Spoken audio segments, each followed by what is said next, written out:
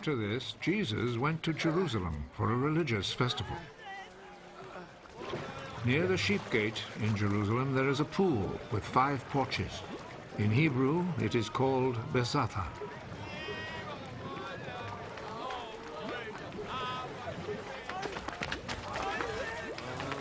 A large crowd of sick people were lying on the porches. The blind, the lame, and the paralyzed.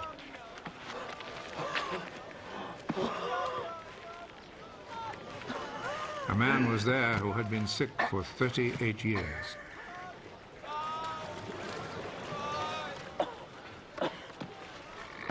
Jesus saw him lying there, and he knew that the man had been sick for such a long time.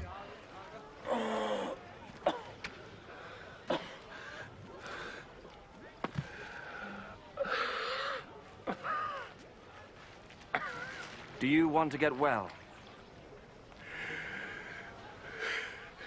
Sir, I don't have anyone here to put me in the pool when the water is stirred up.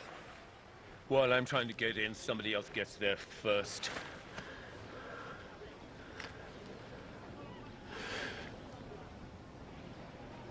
Get up.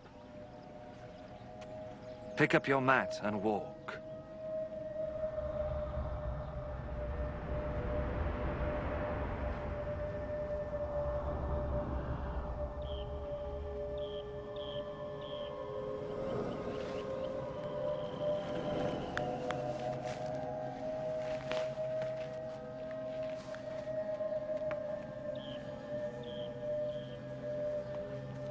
Immediately, the man got well.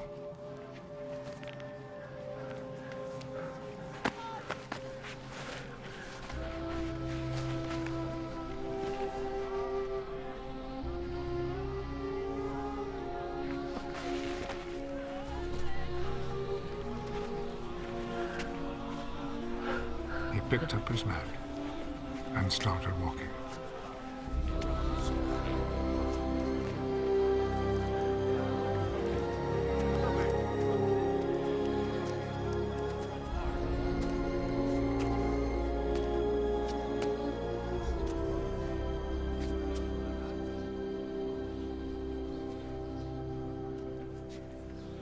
The day this happened was a Sabbath, so the Jewish authorities told the man who had been healed, "This is a Sabbath, and it is against our law for you to carry your mat."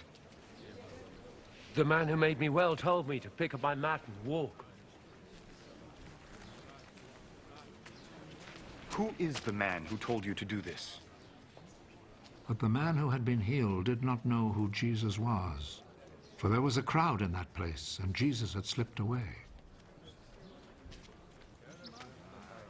Afterwards, Jesus found him in the temple. You're well now. So stop sinning, or something worse may happen to you.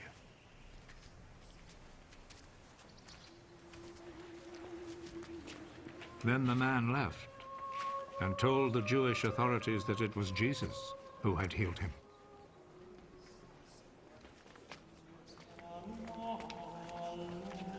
So they began to persecute Jesus because he had done this healing on a Sabbath. Jesus answered them, My Father is always working. And I too must work. This saying made the Jewish authorities all the more determined to kill him. Not only had he broken the Sabbath law, but he had said that God was his own Father, and in this way had made himself equal with God. So Jesus answered them, I tell you the truth. The Son can do nothing on his own. He does only what he sees his Father doing. What the Father does, the Son also does. For the Father loves the Son and shows him all that he himself is doing. He will show him even greater things to do than this, and you will all be amazed. Just as the Father raises the dead and gives them life, in the same way the Son gives life to those he wants to. Nor does the Father himself judge anyone. He has given his Son the full right to judge, so that all will honor the Son in the same way as they honor the Father. Whoever does not honor the Son does not honor the Father who sent him. I am telling you the truth. Those who hear my words and believe in him who sent me have eternal life. They will not be judged, but have already passed from death to life. I am telling you the truth. The time is coming. The time has already come when the dead will hear the voice of the Son of God. And those who hear it will come to life. Just as the Father is himself the source of life. In the same way, he has made his Son to be the source of life. And he has given the Son the right to judge because he is the Son of Man. Do not be surprised at this. The time is coming when all the dead will hear his voice and come out of their graves. Those who have done good will rise and live. And those who have done evil will rise and be condemned. I can do nothing on my own authority. I judge only as God tells me, so my judgment is right. Because I am not trying to do what I want, but only what he who sent me wants. If I testify on my own behalf, what I say is not to be accepted as real proof. But there is someone else who testifies on my behalf. And I know that what he says about me is true. John is the one to whom you sent your messengers.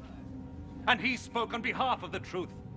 It is not that I must have a human witness. I say this only in order that you may be saved. John was like a lamp, burning and shining. And you were willing for a while to enjoy his light. But I have a witness on my behalf, which is even greater than the witness that John gave. What I do, that is the deeds my Father gave me to do. These speak on my behalf and show that the Father has sent me. And the Father who sent me also testifies on my behalf. You have never heard his voice or seen his face. And you do not keep his message in your hearts, for you do not believe in the one whom he sent. You study the scriptures because you think that in them you will find eternal life. And these very scriptures speak about me, yet you are not willing to come to me in order to have life. I am not looking for human praise, but I know what kind of people you are. And I know that you have no love for God in your hearts. I have come with my Father's authority, but you have not received me. When, however, someone comes with his own authority, you will receive him. You like to receive praise from one another, but you do not try to win praise from the one who alone is God. How then can you believe me? Do not think, however, that I am the one who will accuse you to my Father. Moses, in whom you have put your hope, is the very one who will accuse you. If you had really believed Moses, you would have believed me, because he wrote about me. But since you do not believe what he wrote, how can you believe what I say?